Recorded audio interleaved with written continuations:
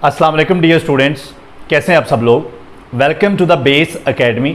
बच्चों, मैं हूं आपका फिज़िक्स इंस्ट्रक्टर अदील अख्तर और आज हम डिस्कस करने जा रहे हैं फर्स्ट ईयर फिज़िक्स के चैप्टर नंबर 11 जो कि लास्ट चैप्टर है हीट एंड थर्मोडायनामिक्स से फर्स्ट लॉ ऑफ थर्मोडायनामिक्स। तो बच्चों, फर्स्ट लॉ ऑफ थर्मोडायनामिक्स जो है बेसिकली ये क्या है, statement of law of conservation of energy. अब law of conservation of energy ये है कि हम एनर्जी को ना तो क्रिएट कर सकते हैं ना डिस्ट्रॉय कर सकते हैं। एनर्जी को हम या तो ट्रांसफर कर सकते हैं और या हम उसको ट्रांसफॉर्म कर सकते हैं एक शक्ल से दूसरी शक्ल में, या हम एनर्जी को ट्रांसफॉर्म कर सकते हैं और या हम उसको ट्रांसफर कर सकते हैं। अब थर्मोडायनामिक्स में हम एनर्जी को ट्रांसफर करते हैं between a system and surrounding. System और सराउंडिंग के दरमियान एनर्जी को हम ट्रांसफर करते हैं, लेकिन जो टोटल एनर्जी होती है, अब सराउंडिंग और सिस्टम के दरमियान, यानी कि सिस्टम से सराउंडिंग में एनर्जी ट्रांसफर कर सकते हैं, सराउंडिंग से सिस्टम में कर सकते हैं, लेकिन जो टोटल एनर्जी है हमारे सिस्टम की वो हमेशा क्या रहती है, कांस्टेंट रहती है। तो हम law of conservation of energy को अप्लाई करेंगे एक सिस्टम के ऊपर। थर्मोडायनामिक्स में हमारे सिस्टम से मुराद हमारे पास कोई गैस होती है जिसको हमने एक कंटेनर में या एक जार में रखा होता है, जो कि एक पिस्टन जिसमें एक मौजूद होता है, फिटेड विद अ पिस्टन। तो यहां पर भी हमारे पास एक ऐसा ही थर्मोडायनामिकल सिस्टम है। हम जो गैस कंसिडर करेंगे, आसानी के लिए हम उसको आइडियल गैस कंसिडर करेंगे। लेक्चर को स्टार्ट करने से पहले मैं थोड़ा सा आपको रिवाइज कर देता हूं। पिछले लेक्चर में हमने वर्क और हीट के बारे में पढ़ा, तो हमने कहा कि दो तरह से एनर्जी ट्रांसफर हो सकती है सिस्टम और सराउंडिंग के दरमियान, और वो क्या है, वो है हीट एंड वर्क। तो दो तरह से एनर्जी ट्रांसफर हो सकती है। कैसे हो सकती है? With the help of heat and work, system और उसकी सराउंडिंग के दरमियान। ठीक है, तो लेक्चर को स्टार्ट करने से पहले जरा हीट, वर्क और इंटरनल एनर्जी के बारे में भी हम ऑलरेडी पढ़ चुके हैं। तो चूंकि यहां पर हमने एक आइडियल गैस कंसीडर की है, तो उस आइडियल गैस के मॉलिक्यूल्स की जो काइनेटिक एनर्जी होगी वही इंटरनल एनर्जी होगी। तो ये जो वेरिएबल्स हैं हमारे पास, इन वेरिएबल्स के बारे में इनके जो साइन के हवाले से कन्वेंशंस हैं, जरा उनको देख लेते हैं और फिर हम अपने लेक्चर को बाकायदा आगाज करते हैं। तो सबसे पहले अगर हीट की बात की जाए, ये पॉजिटिव कब होती है? जब एडेड टू द सिस्टम, और नेगेटिव कब होती है? जब ये सिस्टम को लीव करती है। वर्क पॉजिटिव कब होता है? जब सिस्टम करता है अपनी सराउंडिंग पर, और नेगेटिव कब होता है? जब सराउंडिंग वर्क करती है किसके ऊपर? सिस्टम के ऊपर। ठीक है, तो work done on the system negative और work done by the system positive. इस तरह से इंटरनल एनर्जी, अगर ये है चेंज इन इंटरनल एनर्जी, तो change in internal energy positive होगा अगर इंटरनल एनर्जी इंक्रीज हो रही है, और change in internal energy negative होगा अगर इंटरनल एनर्जी डिक्रीज हो रही है। तो चलें अब हम ये कन्वेंशंस डिस्कस करने के बाद बाकायदा अपने लेक्चर की तरफ चलते हैं। और यहां पर देखें जी, मैंने सिस्टम बनाने की कोशिश की है। एक गैस है जो कि इस जार के अंदर है और उसके ऊपर एक पिस्टन है। इस पिस्टन के साथ हमने इसको इनक्लोज कर दिया है, और ये बाकी जो सारी चीज़ें हैं ये सराउंडिंग में आएंगी।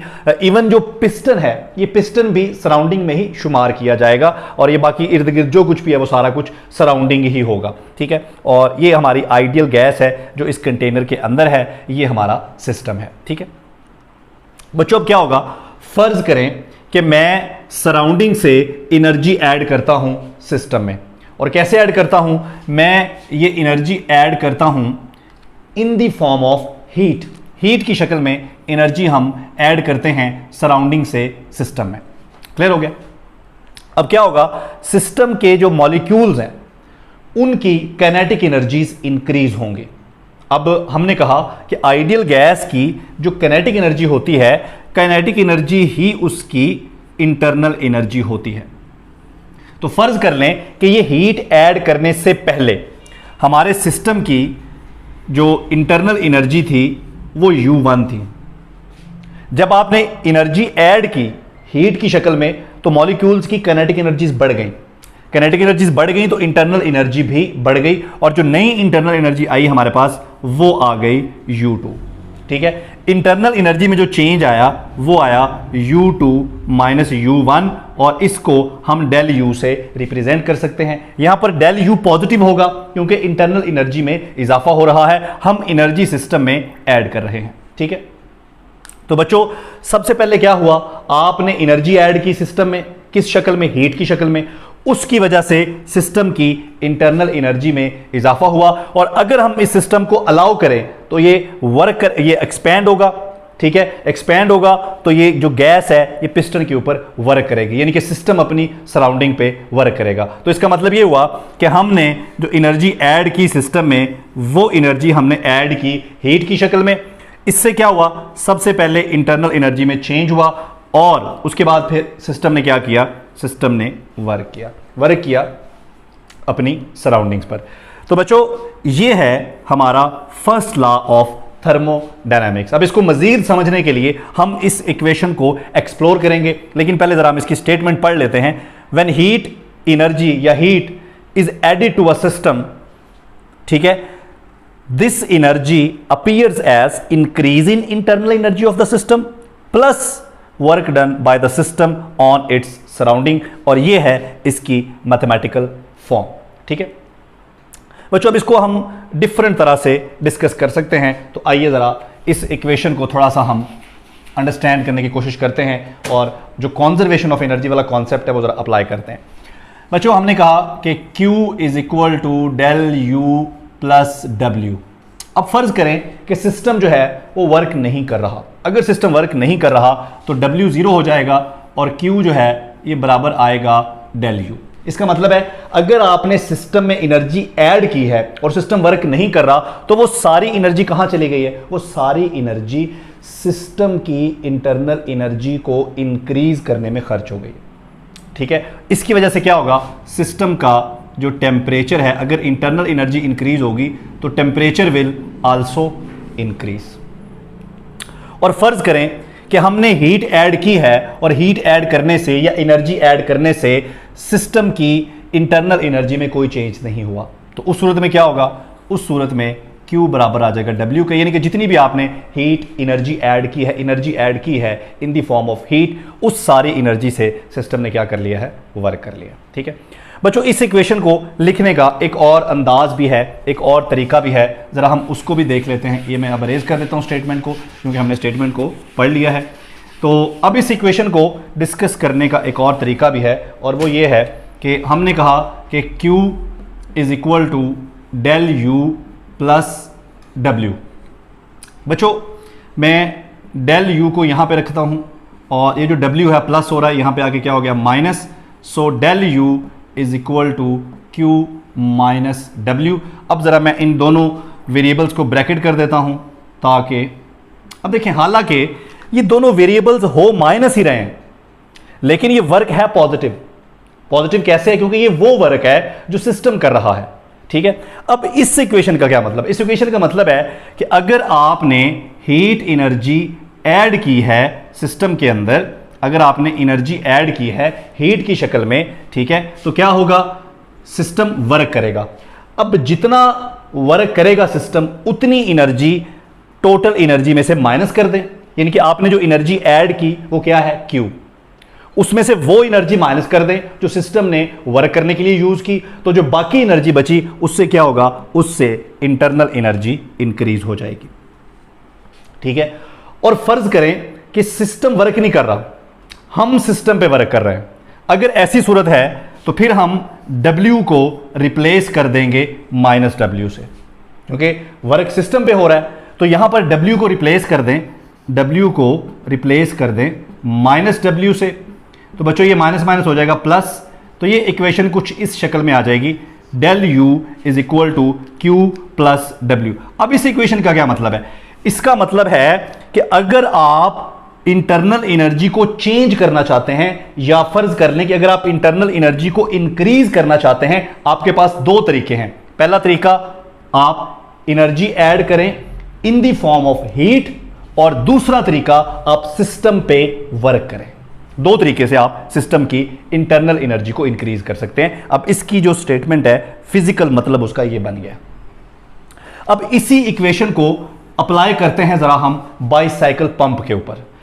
यहां से हमने ये बात सीख ली कि अगर हम किसी भी सिस्टम की इंटरनल एनर्जी बढ़ाना चाहते हैं, अब इंटरनल एनर्जी बढ़ेगी तो टेम्परेचर भी बढ़ेगा। अगर हम इंटरनल एनर्जी बढ़ाना चाहते हैं, हमारे पास दो तरीके हैं, हम उस पर वर्क करके भी बढ़ा सकते हैं और हम उसमें एनर्जी ऐड करके हीट की शक्ल में भी बढ़ा सकते हैं। तो इस इक्वेशन को जरा बाईसाइकिल पंप के ऊपर अप्लाई करते हैं, ठीक है। अब ये बाईसाइकिल पंप आप सबने देखा हुआ है, एक सिलेंडर होता है जिसके अंदर एयर है, ये इसका वो पंप है, पिस्टन जो है वो पंप का काम कर रहा है। अच्छा, हमने ये जो इसकी आउटलेट पाइप है इसको आगे से ब्लॉक कर दिया है ताकि एयर जो है वो अंदर ट्रैप हो जाए, और यहां पर जहां से ब्लॉक किया है वहां पर हमने एक थर्मोकपल कनेक्ट कर दिया है और थर्मोकपल को आगे वोल्ट मीटर के साथ कनेक्ट कर दिया, मिली वोल्ट मीटर के साथ। बच्चों थर्मोकपल जो है ये टेम्परेचर चेंजेस को कन्वर्ट कर देता है, किसमें? थर्मोकपल टेम्परेचर चेंजेस को कन्वर्ट कर देता है वोल्टेज में। अब क्या होगा, जब हम पंप करेंगे इस गैस को, ये एयर को जो इसके अंदर इनक्लोज है, जब इसको पंप करेंगे तो पंप करने से हम सिस्टम पर वर्क कर रहे हैं।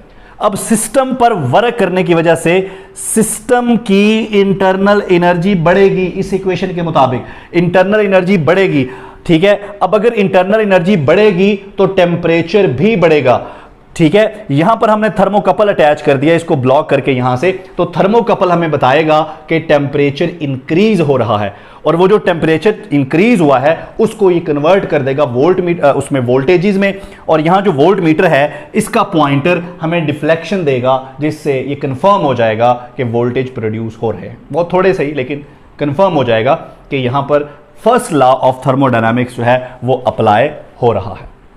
इसके अलावा जो ह्यूमन मेटाबॉलिज्म है, human metabolism is a very good example. Again human metabolism is very good example of first law of thermodynamics.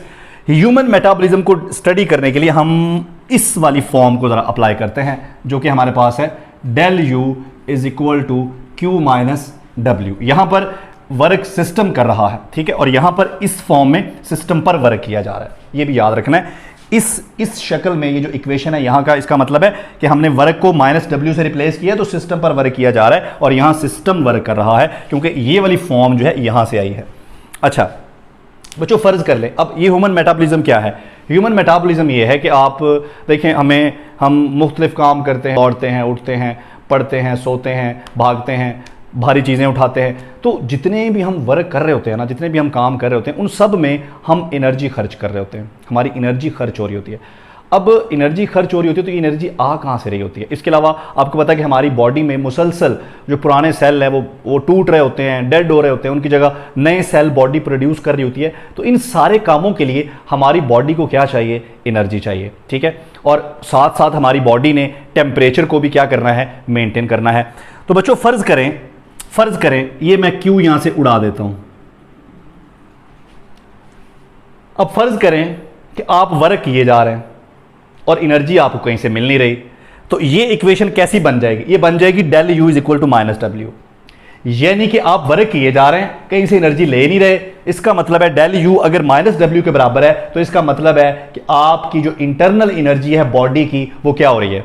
वो डिक्रीज हो रही है। अगर इंटरनल एनर्जी डिक्रीज हो रही है तो आपका बॉडी टेम्परेचर क्या हो रहा है? डिक्रीज हो रहा है। लेकिन आप देखते हैं कि बॉडी टेम्परेचर जो है वो मेंटेन रहता है।